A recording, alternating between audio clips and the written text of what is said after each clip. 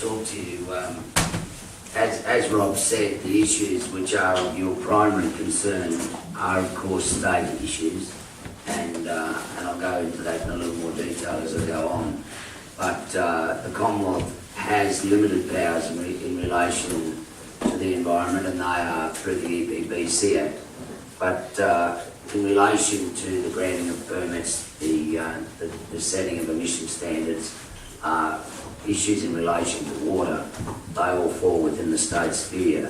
Now, I have bought tonight, and I guessed at 100 copies, and I don't reckon I'm going to have too many to take home if you all take one, but up the back I brought down the Liberal National Party's policy in relation to protection of prime agricultural land. It is a document that was launched in Dalby by John Paul Langbook. As I say, it relates to the issues that come under the state purview. It's certainly a document that I fully endorse, and a document that sets out the importance of protecting prime agricultural land, and one which I'm very confident that the LNP will present to you given their opportunity in 18 months' time.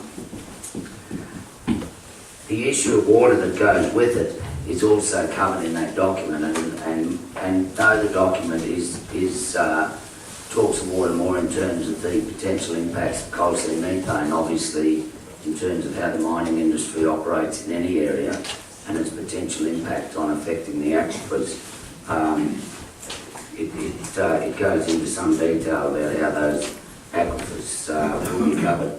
Just by way of a short snapshot, the document outlines a charter of property rights that will legally guarantee the rights of property owners, whether they are landholders in urban areas or primary producers in rural areas. It sets out a process which would ensure that government policy relating to land and water rights are based around science and not politics and hearsay. And in terms of the commitment that it makes, it was, as I say, a commitment launched in relation to protecting prime agricultural land and launched by John Paul in 2009. The LNP does believe that there is a role for mining, but obviously not where it affects the livelihoods and values, as in financial values of property. And as I say, goes on to lay that out. Rob asked me to comment on a few issues that do fall within the federal purview, and in particular, starting with food security. The Coalition will be announcing a full food security policy in the next 10 days, but can I just say that centred on that policy will be the issues of ensuring that adequate water is available for those people who already have water rights, and in terms of how particularly the Murray-Darling Basin Plan is laid out, preservation of access to water to ensure agricultural production.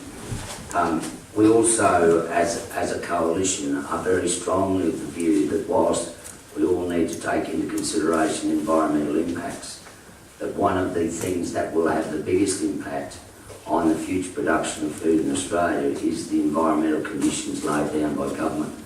And those environmental conditions need to take into account the food security aspect when that's put in place.